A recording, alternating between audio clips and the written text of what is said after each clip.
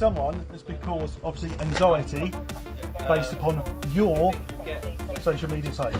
That's not his. Why you've been arrested. I've made an allegation. No. You just said you don't believe me. I've made an allegation. We've told you several times, and now all of a sudden you can't remember. I don't believe you. And now all of a sudden you can't remember why. I can't remember. Sir, but call it PTSD. I don't know. I've been to war 3 times. He reposted the meme on Facebook and said, "What do we think about this?" That's all he said. So he wasn't nearly as hard as what I was doing. And Harry was dragged off to a police van. Look at that. Why join the police, lads, in a serious note?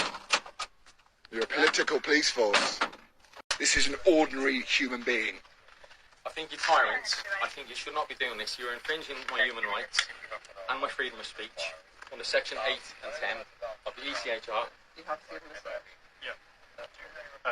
Yeah, I'm a British Army veteran. Yeah, you should not be doing this to me. I expect my freedom of speech. We plan to take on every single foundational institution from the cradle to the grave, because our education system is rotten with this political ideology. This is a political ideology that would have absolutely no traction at the ballot box. In Britain, we've been going through a bit of a crisis in terms of freedom of speech. Personally, in my opinion, it's dead and put in a coffin. Now, for the international viewers, we've been going through something called non-crime hate incidents, which the police can turn up to your doorstep if you've posted something offensive online. Now, if you'd like to just quickly watch this clip of a man, an ex-war veteran, that was arrested for causing anxiety to someone on the internet. Take a look at this. I am allowed to harass and distress. So quite frankly, sir, I don't believe you. You don't believe me? Well, you believe the guy on the internet who said, or girl, or whatever it was on the internet who said they were offended. Did you go and interview them, did you? You just believe them, but didn't believe me? Seriously? So you believe the one on the internet, but you don't believe me? Well, that says it all, doesn't it? That's the thing with allegations, isn't it? Okay. Someone could Is say there anything something, else we that have you to should know respond to before that. he goes in? In a domestic situation, a female could say that she's been hit.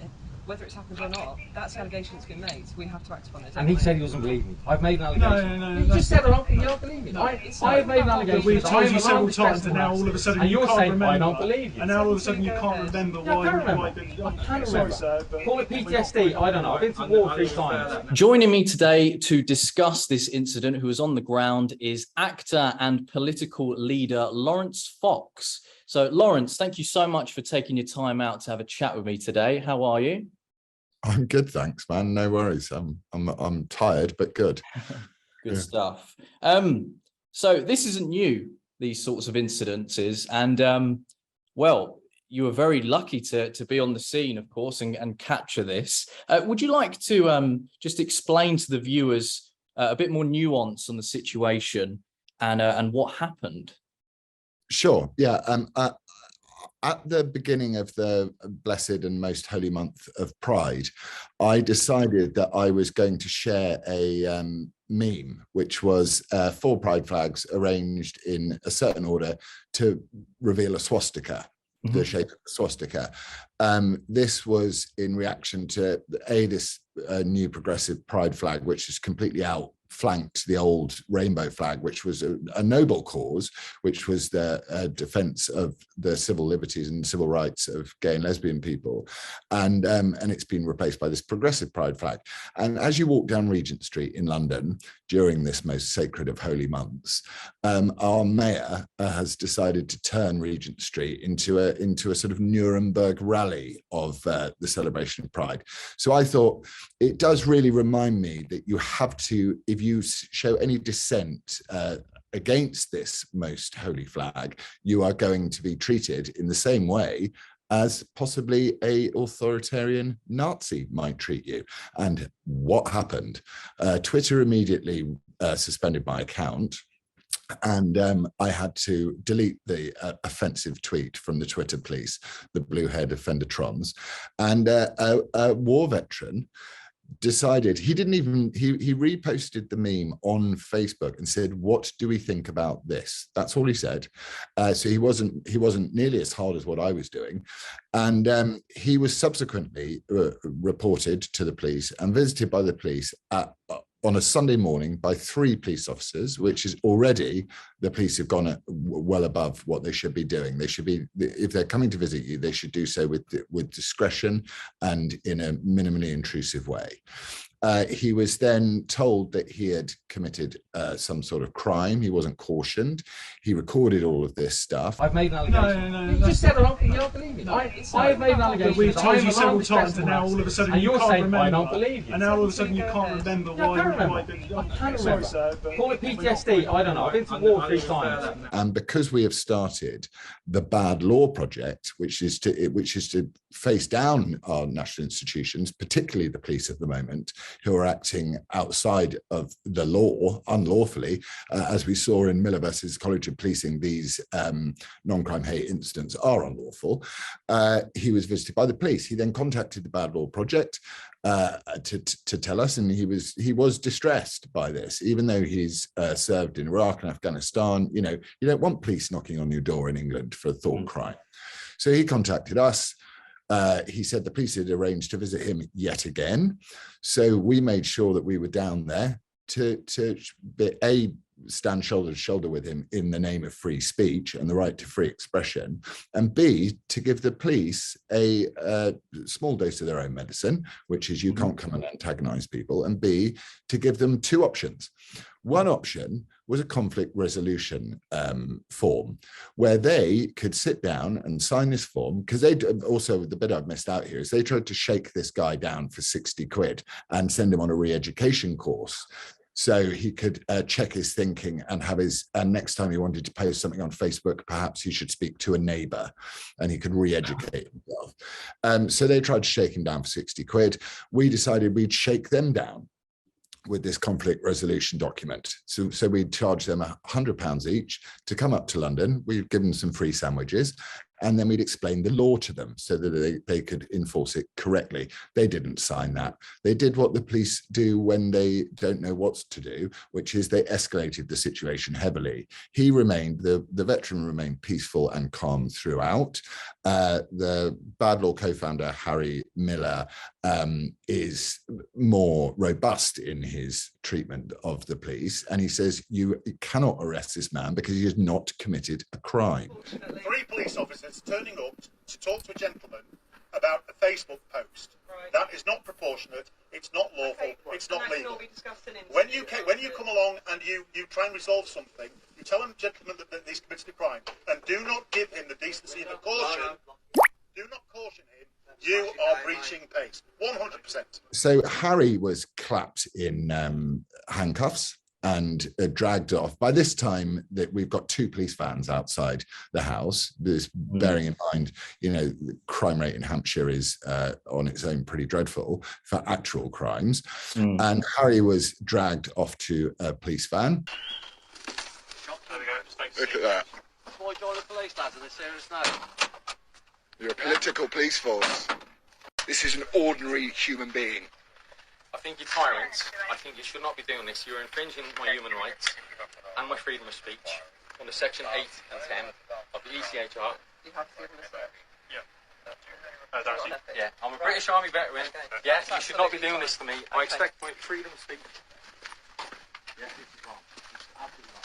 Look what you're doing in front of all my neighbours. Really? Seriously? For a Facebook post. For a Facebook post?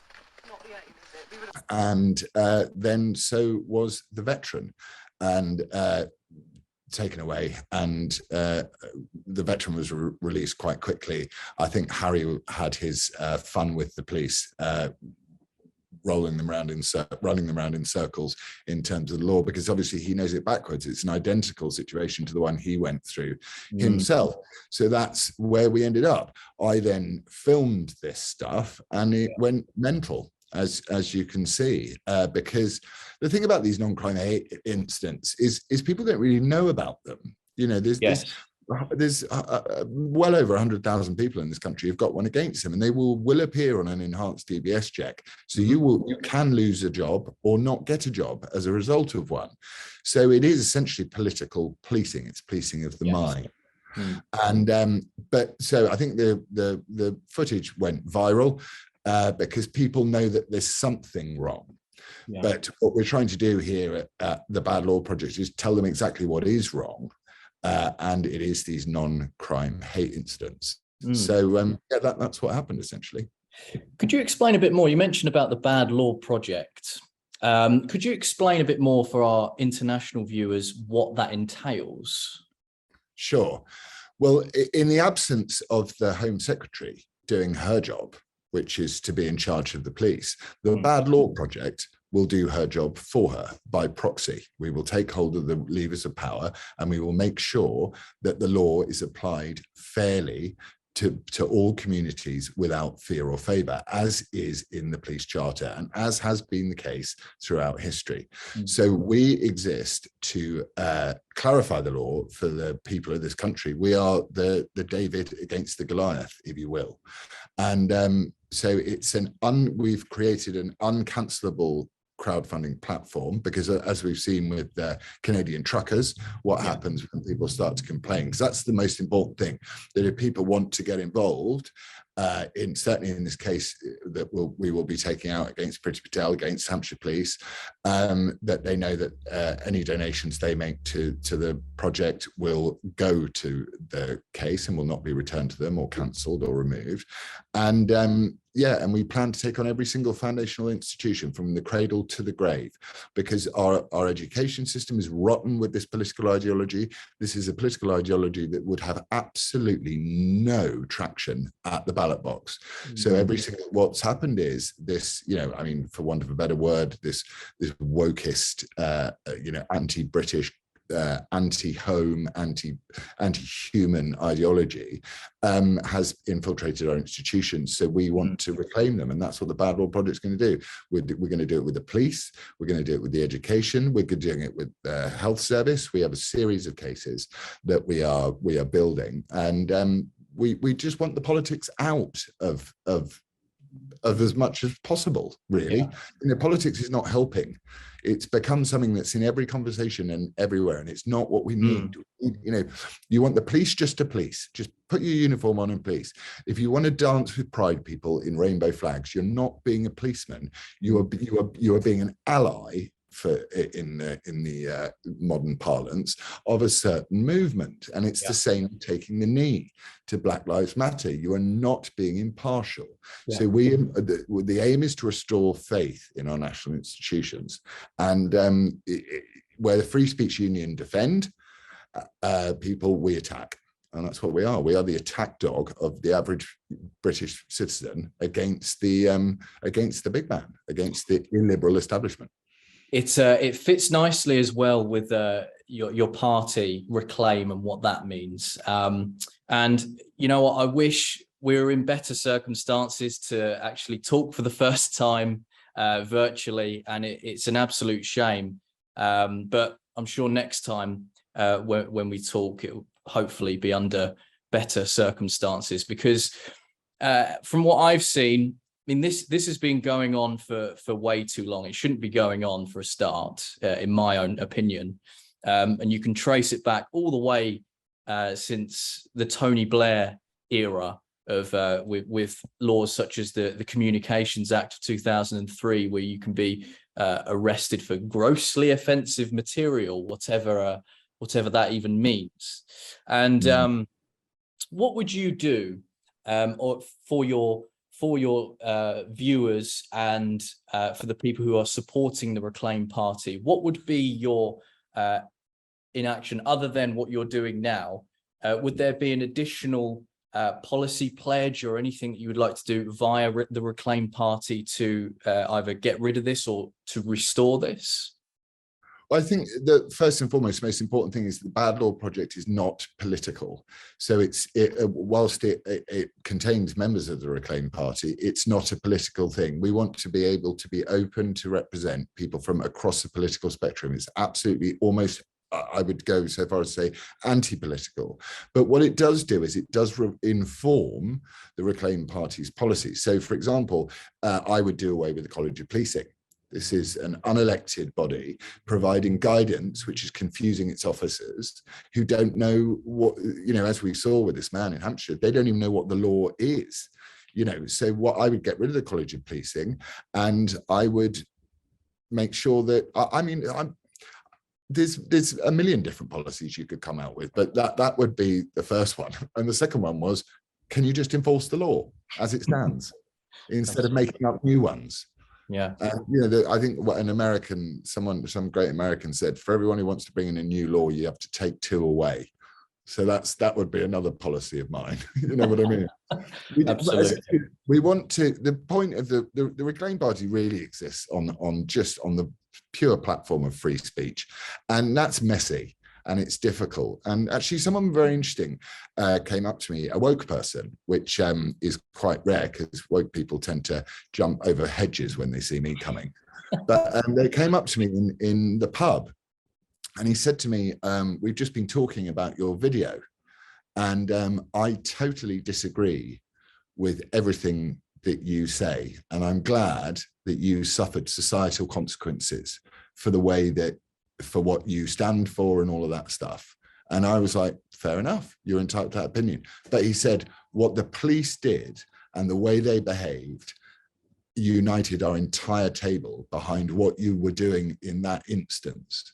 So I think that's an example of the fact that you don't have to like the Reclaim Party or anything like that, but people, when it comes to in your face law enforcement, peaceful people having their doors knocked on, even, you know, those that don't agree with me on other things, we can find unity. And I think ultimately this is what we need, is we need a sense of unity, something that we can all agree on, which is, and in this case, we all agree that the police just need to police, not our minds and our thoughts and our speech, but the streets and crime.